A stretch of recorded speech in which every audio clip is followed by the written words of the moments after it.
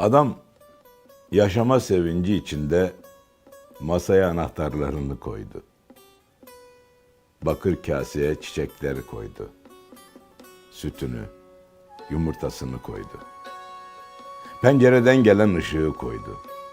Bisiklet sesini, çıkrık sesini, ekmeğin, havanın yumuşaklığını koydu. Adam masaya aklında olup bitenleri koydu. Ne yapmak istiyordu hayatta? İşte onu koydu.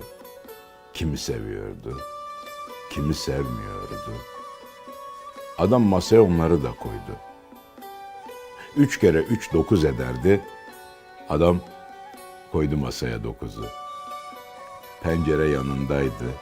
Gökyüzü yanında. Uzandı masaya. Sonsuzu koydu. Bir bira içmek istiyordu kaç gündür. Masaya biranın dökülüşünü koydu. Uykusunu koydu, uyanıklığını koydu, tokluğunu, açlığını. Masada masaymış ha. Bana mısın demedi bu kadar yüke. Bir iki sallandı, durdu. Adam ha babam koyuyordu. Diyor, masada masaymış şiirinde Edip Cansever.